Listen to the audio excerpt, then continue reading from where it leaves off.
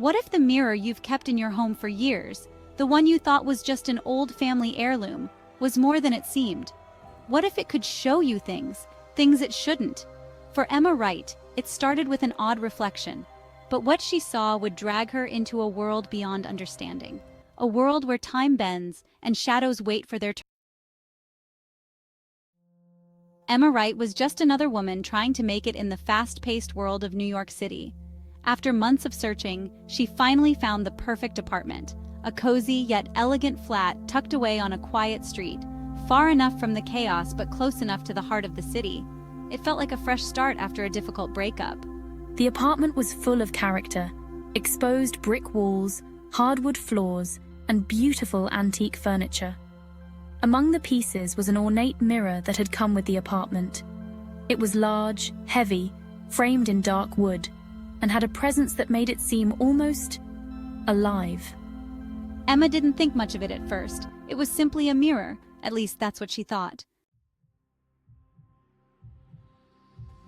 It wasn't long before she started noticing the oddities. The mirror reflected the room in a way that didn't quite match the reality. Sometimes, she would catch a glimpse of someone standing in the reflection when no one was around. A fleeting shadow, a flicker of movement. At first, I brushed it off as the tricks of a tired mind. But then the reflection started getting clearer. One evening, while sitting in the living room, Emma glanced up at the mirror and froze. The reflection of her own living room was perfect, but something was off. A man was standing in the corner of the room, obscured by shadows. His face was blurry, but his presence was undeniable. I turned quickly, heart pounding, but the corner was empty. I didn't know what to think. A trick of the light? A strange angle? But the feeling of being watched was overwhelming. One night, I sat in front of it, my pulse racing. I stared at my reflection, trying to make sense of what I was seeing. The room in the mirror was the same, but the reflection of myself seemed different. My face was twisted with fear, my eyes hollow, as though staring into a void. The longer I looked, the more distorted my reflection became. The woman in the mirror wasn't me, at least not entirely. "You shouldn't be here." The words made my blood run cold. I snapped my gaze away from the mirror, but the voice lingered in my head. It felt like the room itself had taken a breath, like the mirror had become a doorway, a portal to something dark and far more sinister than I could understand. That night, the reflection changed again. I saw a figure, tall, shadowed, moving slowly, deliberately. It stepped into the frame of the mirror, its movements too smooth, too perfect. The figure reached out a hand, touching the glass, and when it did, the mirror seemed to shimmer.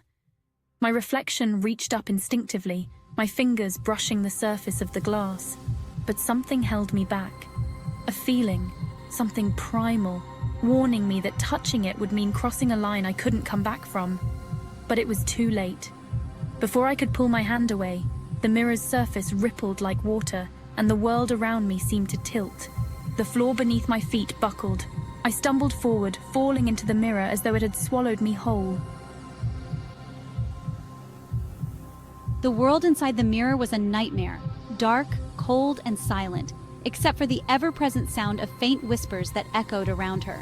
Emma stood in the middle of a shadowy space, an endless void stretching in every direction. Her pulse raced as she turned around, looking for any sign of life, but all she saw were fleeting shadows at the edges of her vision. Then, she saw the figure again. The tall man, now closer, his face hidden in the darkness, his eyes glowing faintly. Welcome to the Forgotten Realm. Emma's heart skipped a beat. She tried to scream, but her voice was swallowed by the oppressive silence. The air was thick, suffocating. She turned to run, but no matter where she went, the shadows followed, creeping along the floor like tendrils of darkness. And then she realized, the mirror wasn't just a portal. It was a prison. She was trapped inside it, bound to the world beyond, a forgotten soul in the realm of shadows. Panicked, she reached for the mirror, her fingers brushing the surface again. This time, the glass felt like ice, biting into her skin. Her reflection appeared once more, but this time, it was no longer her. It was the same woman she had seen before, her face twisted in terror, her eyes wide with desperation. "Help me," The words echoed in Emma's mind, and she understood the truth. The mirror had taken someone before her, someone who was still trapped, still waiting to be freed. And now, Emma was part of the cycle, caught in the web of the forgotten realm, destined to become just another shadow in the mirror. With one final scream, Emma tried to break free, but it was too late. The mirror consumed her entirely. The next morning, the apartment was empty. The landlord came by to check on Emma, but the door was locked. No one had seen her leave. When the maintenance team arrived, they found the apartment undisturbed. Nothing seemed out of place except for the mirror. It stood in its usual spot, reflecting the empty room. Except now in the glass there was something new. A handprint, small, delicate, pressed against the surface of the mirror, and in the reflection, the faint outline of a woman staring back, trapped forever.